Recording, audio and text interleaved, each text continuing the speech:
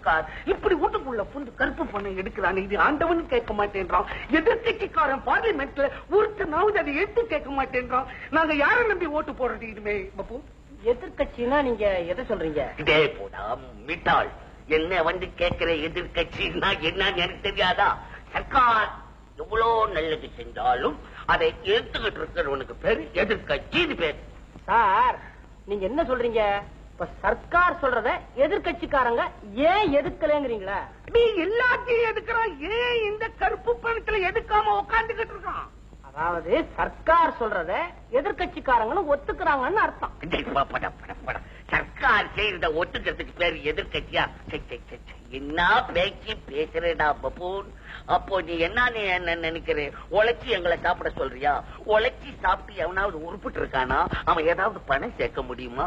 எங்களுக்கு பகவான் மண்டையில பெரிய மீளை கொடுத்திருக்கிறோம். அதை வச்சுக்கிட்டு நாங்க என்னென்னமோ டெலிகேஸ் பண்ணி சம்பாதிச்சு நிறைய எக்கச்சக்கமா வச்சிருக்கிறோம். அதை போய் கருப்பு பண்ணணும்னு பூந்து உள்ள வந்து பிடிக்கிறான்னு நியாயமா? அப்ப பணக்காரன் எதிர்காலம் என்ன ஆமா? அவன் கதி என்ன? சார், இந்த நாட்டுல உங்களையும் சேர்த்து மொத்தம் எத்தனை பணக்காரங்க இருப்பாங்க?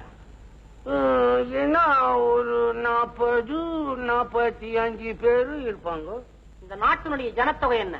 அது வதவதுன்னு இருக்கு. நிமிஷத்துக்கு 20 குழந்தைங்களை பெக்குறாங்களா? படிச்சிருக்கிறேன். நான் கணக்கு சொல்றேன். 45 கோடி மக்கள். அத்தனை பேருக்கும் உடனடியா உணவு, வீடு, உடை கொடுத்தாகணுங்கிறத அரசாங்கத்துடைய நோக்கமே தவிர அதுக்கு எங்களை என்னடா செய்ய சொல்றேன்? அத்தனை பேருடைய பசிக்கும் பட்டினிக்கும் காரணமா இருக்கிற இந்த 40-45 பணக்காரர்களை காப்பாத்துறதுக்கு அல்ல சார். வீடு ஒரு இடத்துல இருக்கலாம், நிலம் ஒரு இடத்துல இருக்கலாம், ஆனா பணம் ஒரே இடத்துல இருக்க கூடாது. பல இடத்துல பரவணும். ஏழை மக்களுடைய வாழ்வை வந்து பரிமளிக்க செய்யணும். தொழிற்சாலைகள் உண்டாகணும். இதுதான் சார் அரசாங்கத்துடைய நோக்கமே. முடிவாய் போச்சா?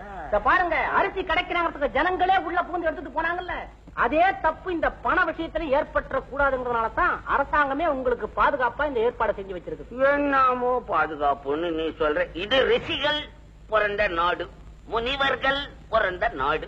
கருப்பு பணத்தை யாரும் தொடக்கூடாது, அதான் நான் சொல்லுவேன். ஏன் உங்க குரல் குறையுது? நம்ம கிட்ட ஏதாவது கருப்பு பணம் இருக்கா? யாரா சைத்தான் எங்க கிட்ட இருக்கான்னு மெதுவா கேக்குறே. நாங்கள் ராஜாக்கள் பரம்பரை, எக்கச்சக்கமா சேர்த்து வச்சிருக்காங்க. அப்பேன் பாட்டேன் பூட்டனை போய் கேளுங்கடா. எங்களை ஏன்டா கேக்குறீங்க? பெரிய தொல்லையா இருக்கு உங்களோட. சரி, நான் இப்ப கேட்கல.